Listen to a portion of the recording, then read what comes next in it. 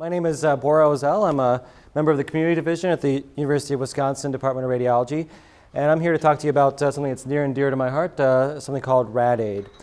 When I started this journey 4 years ago, I never imagined that within the span of 1 year I'd be walking through customs in Nicaragua carrying a duffel bag full of ultrasound gel and covers for a transvaginal probe, and then within months I would be flying to Nepal just a month after their devastating earthquake. I really never imagined that that would be happening, and I'm very glad that it is. For those of you that were not here last year or have not heard of it, Rad-Aid is a national nonprofit public service organization with a mission to provide and expand imaging services throughout the world. Part of their approach is something called the Radiology Readiness Assessment, and this has been key since radiology is such a technology and relatively expensive process. Different countries are at different levels of their development. So this assessment has helped us over the last several years figure out where we fit in the international and global radiology world. And what we found is that there are three main areas that Rad-Aid can help other countries. Number one is education, and we found that this is actually our primary push at this point, mainly because of the difficulties in providing radiologic services directly in a lot of these countries. What we found is that on-site lectures and seminars and teaching are very important. These are actually performed throughout the world by different Rad-Aid members. We actually have 47 Rad-Aid chapters at various institutions throughout the country. In the last year, we've had a push to provide online education, and I'll go into more detail coming up on that topic. Informatics has been important. A lot of these countries, they still read, even though they may have CT, MRI, and ultrasound, they read a lot of these things on plain film. A lot of the care is actually, or not plain film, but on hard copy. A lot of these countries, the imaging is done, and then the records are basically printed out, and they're gone. They have no record or no continuity of care. So that's been a big push, and currently Rad-Aid has worked with Merge Imaging to provide PACS services to various countries free of charge. Currently, Ghana, Nicaragua, and in the future, Nepal and various other countries will be obtaining these imaging PACS systems. And finally, direct patient care. Multiple countries have this. It's kind of hard as a radiologist to provide direct patient care because we need clinicians to refer the patients. So having a robust relationship with a local clinical provider or other aid group has been important, and I'll talk to you a little bit more about our Nicaragua project coming up. This is just a partial list of countries where we have well-established projects. This has grown since last year. In addition to these, there are various other countries where there are projects in development. The UW Rad-Aid team, Rad-Aid UW started in 2013. Dr. Jill Bettino, who was at UW and is currently at Marshfield Clinic, and I, along with one of our residents at the time, George Carberry, founded the chapter, and it had strong support from various other members of our department, including our chairman, Dr. Grist. We also have strong involvement from our sonographers who have taken various trips down to Nicaragua to provide patient care. Some currently active members, Dr. May Al-Azabi, in addition to being our UW Rad-Aid Education Director, is actually the National Rad-Aid Director for Online Learning. Dr. Jill Bettino, who is now at Marshfield Clinic, is the Rad-Aid National Director for Latin America. And other people that are involved include Dr. Erica Rad-Azel, who is a pediatric radiologist, myself, Christina Hendricks, who is a sonographer, and several residents, including Erica Navel, Jeanette Ruby, and a fellow, George Carberry. Our UW Rad-Aid projects, our main push is in Nicaragua. We have an ongoing ultrasound project there providing ultrasound services to rural and urban locations. And we have a strong relationship with a local NGO called AMOS, who provides the referrals, so to speak, for our ultrasounds. And we've taken several trips over the years providing ultrasound services for AMOS. In addition, we donated their ultrasound machine that they use on a sporadic basis when we're not there as well. They have a radiologist that works with them occasionally to provide ultrasound services using that machine. In the last year, Dr. Al-Azabi has gone down to Nicaragua to discuss with the residencies there what their educational needs are, and has gone to 2 different residencies and done some good groundwork to try to figure out how we can help them in their educational mission. And finally, Dr. Bettino and Dr. Kesselman, one of the Rad-Aid National Informatics Directors, have gone down and installed PACS systems at 2 hospitals, Bautista and La Mascota, which is the Children's Hospital in Managua.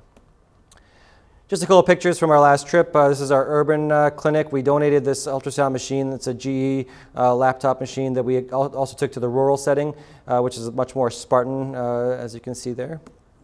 This is Dr. Elizabi doing some educational work. This is Dr. Ruby giving a case conference. And this is just some of the beauty of rural Nicaragua. As you may remember, in April of 2015, there was a devastating earthquake in Nepal.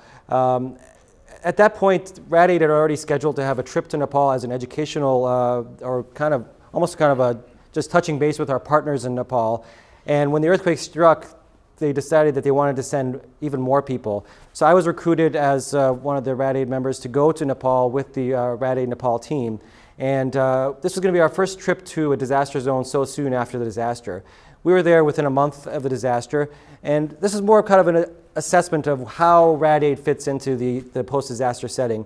And what we found was within that month, there really wasn't much of a clinical role for us at that point. A lot of the original imaging was done, and a lot of the original care was taken, and imaging was pretty much back to normal in a lot of the facilities that we were at. The ones that were not back to normal were no longer functioning because they've been severely damaged. So what we did find was that there was significant educational need, and I worked with Tribhuvan University Teaching Hospital, gave multiple lectures, and basically tagged along with them during the day and learned a lot about their process and their needs. And through that, I actually found that they had a very high level of radiology at this facility. It's the main teaching hospital in Nepal. What they actually needed was almost fellowship level training. That was their main interest. They also indicated that they really would like a PAC system, and we are assisting them in establishing that PAC system through Merge.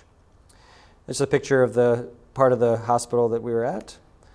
And this is the ultrasound department. Patients would pick up their printed out reports here. Those reports were not stored anywhere else, and comparisons were never available. It was very service done. They're on their way. So hopefully PACS will help with that. This is part of the reading room. You can see the hard copy MRIs. They did have a viewing station for CT, but images were not stored there. We did see some evidence of the devastation. This is a tent city in Kathmandu, and this is some of the damage. There was only sporadic damage in the city. A lot of buildings were mildly damaged, but it was some buildings were completely destroyed, as you can see here. And other interesting sites in the city. So how can we as radiologists get involved? I think the number one way that we can get involved, that you all could get involved, is if you have lectures that you've already prepared, things that you have given to residents or to colleagues that you feel might be useful, and pretty much any of them could be useful for us. If you can basically donate those to Rad-Aid, they will be put behind a firewall on the Rad-Aid portal website, so they're not readily available to just anybody online if you're worried about copyright and that sort of thing.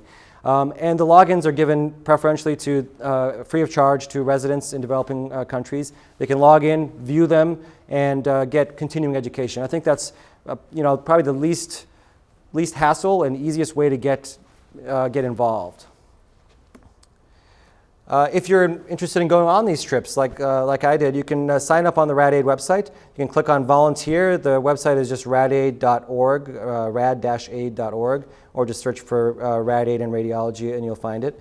Don't just search for Rad-Aid. There's a band called Rad-Aid apparently from Mexico too. So you click on volunteer and just put in your information. They'll ask for some basic professional background and if you have any international experience or what your interests are internationally. And the third avenue of involvement is donation. It's really easy to do online. Rad-Aid is a charitable organization and is tax deductible. If you go to the website, the donate button is right there on the main page, and pretty easy. Just put in a number, put in your credit card, and you get a donation. If you'd like to donate specifically to the UW Rad-Aid chapter, you have to go through on the website the chapters page, which is up here. There's a tab, and then you click on UW, and on that page there's a little link. For some reason, the link is much smaller than the national one. And you can donate to UW Rad-Aid. And what that does is it's still tax deductible, but that money is earmarked for UW Rad-Aid for our future projects. So thank you very much. Thanks for having me.